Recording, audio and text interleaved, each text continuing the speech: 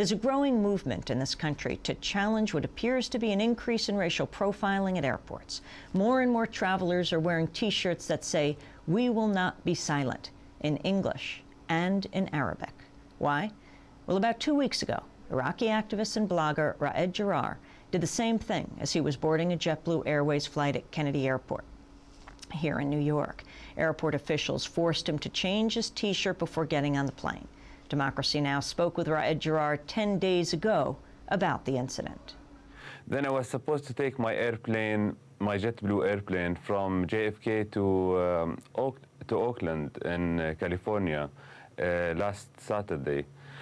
So I went to the airport in the morning, and I was prevented to go to my airplane by 4 officers because I was wearing this T-shirt that says, "We will not be silent," in both Arabic and English. And I was told by one of the officials that wearing a T-shirt with Arabic script in an airport now is like going to a bank with a T-shirt that reads, "I am a robber." That's what the security said to you?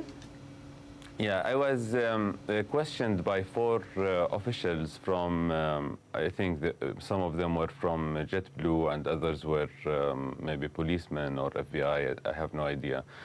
I took their names and badge numbers, and I filed a complaint through ACLU against them because I asked them very directly to let me go to the airplane because it's my constitutional right as a U.S. taxpayer and resident to wear a T-shirt with Arabic script, and they prevented to let me exercise this right, and they made me cover the script with another T-shirt. So they said you could not fly if you wore your T-shirt that said, Yeah. "We will not be silent." Mm-hmm. They said that very clearly. Iraqi blogger Raed Jarrar. We called JetBlue. The company responded with a statement saying that according to the airline's preliminary findings, the request to remove Raed's T-shirt was not made by a JetBlue crew member. We also called the Transportation Security Administration. They confirmed a TSA employee was involved, along with 2 JetBlue employees, in talking with Raed. But they said it wasn't the TSA employee who bought Raed the T-shirt to change into. Well, since our interview with Raed, major newspapers and corporate TV networks in the United States and around the world have picked up this story. Now, more and more people are putting on the "We Will Not Be Silent" T-shirts in solidarity when they travel. Laurie Arbeiter is one of them. She joins us in our Firehouse studio, a member of the Critical Voice, an affinity group of artists against the war who organized the "We Will Not Be Silent" T-shirt campaign. The woman behind the man you gave Raed the T-shirt he wore that day? Yes, I did, Amy. When did you start making these T-shirts? We began the campaign on March 20th, 2006, which was the 3rd anniversary of the war in Iraq. Why?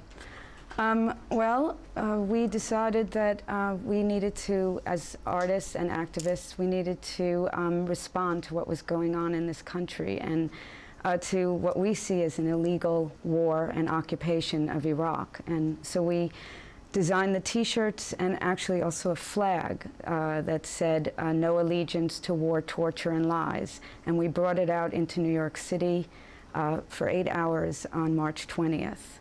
And that was the first day of our campaign.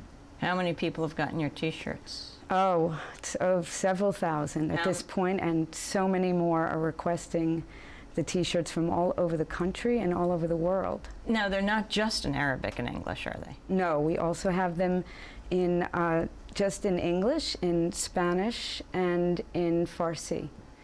And we're getting requests for Hebrew, and we're thinking of bringing them back in the original language that the statement was made, which was German. But you went further. You actually got on a flight with this T-shirt after Raed was told he couldn't wear that T-shirt on the flight. Yes, we did. We heard the story. Actually, it broke on Democracy Now! And we heard it, and we immediately all met. There were 4 of us, and we were appalled to hear what happened to Raed. I know him. I'm the person that gave him the T-shirt originally in Washington, D.C., and we felt we needed to respond and do something and stand in solidarity with Raed. So we bought tickets on JetBlue to go to Washington, D.C., and we flew on the 24th of August. So you just flew a few days ago. What happened? Well, we went to the airport, we met and picked up our tickets, and then we proceeded to the gate. At times we were actually separated, we dispersed, we were, and then came back together to go through security. There was no incident, actually. We did not get stopped. We went to the gate, we waited there, and we boarded the plane.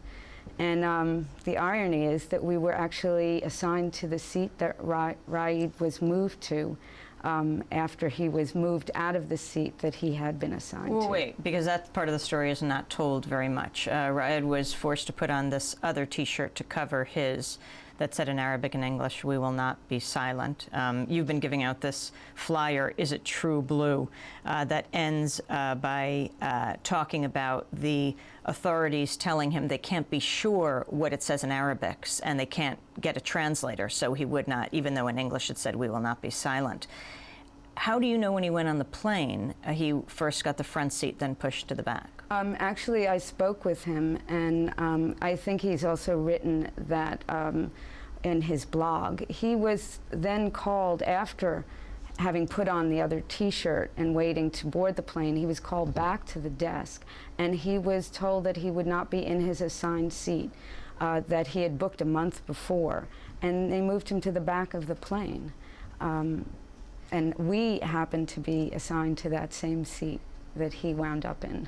I talked to someone who wore the "We will not be silent" T-shirt without the Arabic, and flight attendants were coming up to him. "What does it mean? What does it mean?" You said you're thinking of translating also into the original German. What is the original, the origin of this? Well, the original statement was made by a student resistance movement in Nazi Germany called the White Rose.